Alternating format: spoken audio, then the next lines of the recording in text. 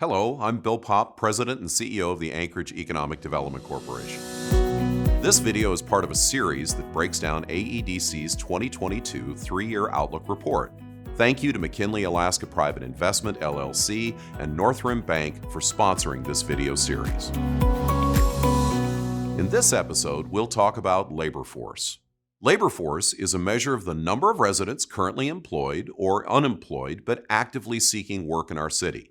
A business's ability to fill positions is directly related to the strength of the labor force, and a declining labor force can constrain employment and economic growth. Now, prior to the COVID-19 pandemic, Anchorage saw 5 consecutive years of labor force decline, coinciding with the statewide recession.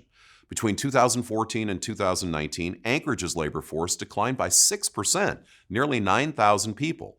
Historically, Alaska and Anchorage have generally experienced population decline during economic downturns as the unemployed leave, seeking economic opportunity in the lower 48.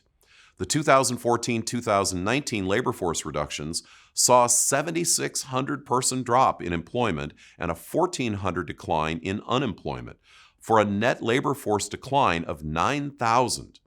Now, beginning in 2020, the pandemic brought a new decline of about 1,430 in the labor force. Unlike prior downturns, employment declined by about 6,300, while unemployment increased by 4,850. Now, Anchorage's resident labor force rebounded to 150,276 in 2021, including 141,539 employed, about 94%, and 8,737 unemployed, about 6%. Yet, pre-pandemic population dynamics will continue to impact Anchorage's labor force. Continued outmigration of the working age population will likely reduce labor force availability. Now, in 2021, Anchorage's estimated labor force size represented about 79% of the municipality's working age population, up from an average of 77% between 2015 and 2019. It is uncertain how workforce participation will evolve as the effects of the COVID-19 pandemic subside. Now, likewise, the rate at which residents 65 and above will remain in the labor force is unclear.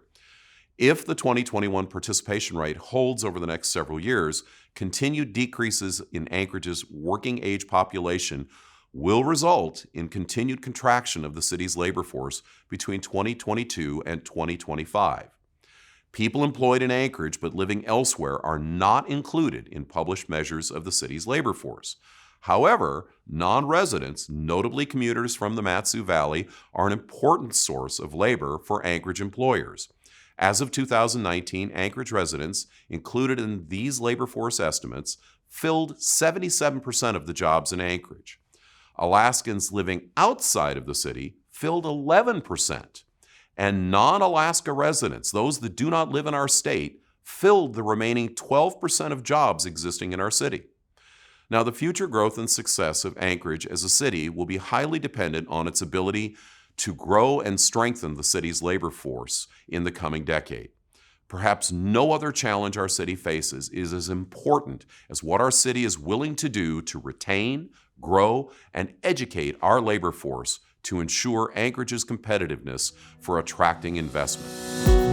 Thank you for watching this installment of the AEDC video series for the 2022 three-year Economic Outlook. We want to thank our generous sponsors, McKinley Alaska Private Investment, LLC, and Northrim Bank for sponsoring this video series, and we appreciate your time and attention.